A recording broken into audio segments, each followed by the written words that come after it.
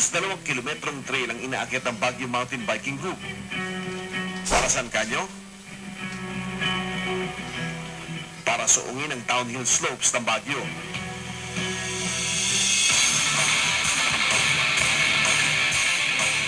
Para sa amin, bago ka mag-jump, walang katulad po yung adrenaline rush.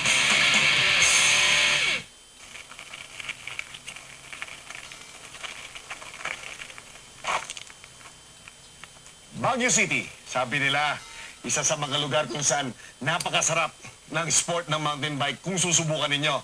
Merong mga trail, maganda ang panahon. Naku, kung ahon lang ang gusto nyo, ito ang lugar para sa inyo.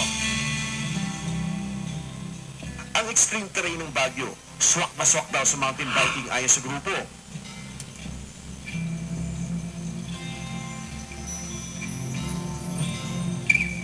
Mula pa noong 2010, playground na nila ang matatarik na burol dito.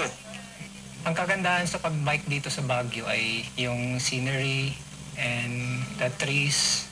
Pero of course, yung kalamigan ng Baguio City. Habang pumapadyak ka dito, hindi ka halos pagpapawisan. Isa sa paborito nilang parte, ang 6 na kilometrong Yellow Trail.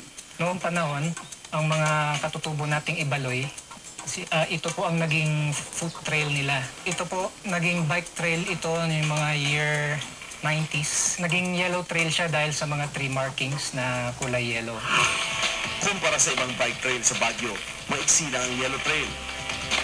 Pero kakaibang challenge naman ang hatid ng technical trail na ito. Kaya po nila tinawag itong technical trail dahil sa pagka-roughness ng soil.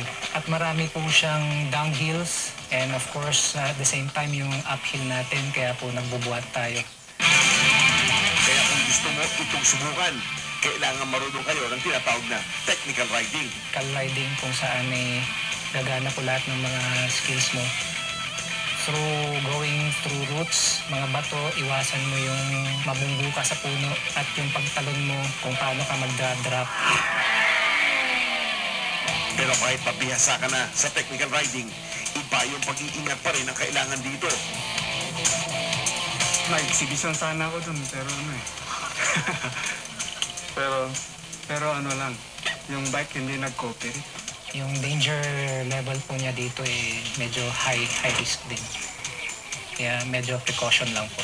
Ang pinaka-importante po ay dalhin natin yung first aid kit kung sakali na disgrasya ka o nagkaroon ng injury. And of course, full gear. Yung helmet natin, kung hanggat maaari, naka-elbow and shin guard ka rin.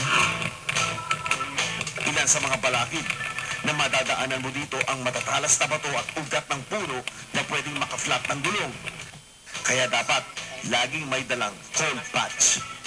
Ito po yung pinaka-mabilis naming remedy kung paano mag-vulcanize. Isa pang challenge dito ang manipis na hangin. 1,500 meters above sea level kasi ang syudad, kaya talagang hihingalin ka. Yung lungs po natin lumalakas. Of course, yung stamina natin, and then our legs, all parts of the body. Sa kabila ng mga panganib, wala raw tatalo sa exciting trails ng Baguio. Yung pagtalon po namin at pagda-downhill ay walang katulad po yung adrenaline rush namin. Kaya kung extreme biking experience ang habol nyo, sugod na sa Baguio.